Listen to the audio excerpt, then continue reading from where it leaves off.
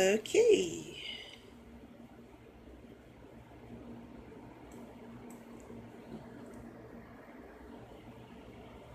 Oh, girl is live all over the place. My goodness.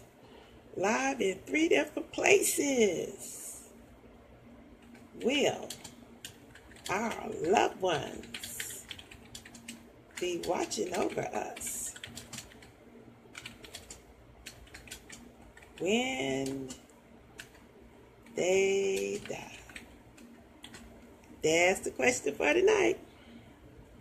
Will our loved ones be watching over us when they die? I got to get ready on the other camera. Okay. All right, here we are. I don't know where I am on one camera to the next, but I have 3 cameras going on. And tonight we have a question. And the question is, will our loved ones be watching over us when they die? And the answer will always come from the Word of God. You know that. You know that. I'm not just going to tell you from the top of my head. I'm going to come straight from the book. Okay? Now, I asked the Lord to help me to say this with love and with kindness and not to be judgmental, because I had a such for some of you moment today when I was thinking about this, about our loved ones. And I know what the Bible say now, and that's what I'm going to have to go on. But I remember the little things I used to think were right. And I hope y'all can hear me. Let me put my headset on. When I was young, when I was a babe, tell you the truth, up to the time I was about 7 years old, I used to think there were people in the TV talking and in the radio talking because it made sense to me. I did not understand anything about transmitters and cameras and all of that stuff. It just made sense to my young mind that the only way that someone could talk to me through a radio or TV is to have little people in there doing that. So that was the frame of mind that I was in. And welcome to all of my guests tonight. So back to the question. And before I move forward, I understand why we think some of the things that we do and why we do some of the things that we do. So I'm not being judgmental. The topic is, will our loved ones be watching over us when we die?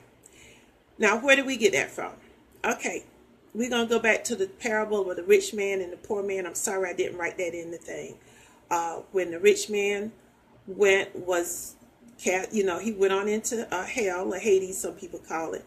I mean, the rich man went into Hades, and the poor man went into Abraham's bosom. Abraham's bosom was symbolic for heaven at the time. But that was the Old Testament before Jesus came and died on the cross and defeated the devil. And he took the ones who died in the Lord back with him. Okay? So we do not have Abraham's bosom anymore. We do not have any loved ones in Hades. Wait for us to pray them out, because that's not what's going to happen. So that, a lot of our thinking came from that.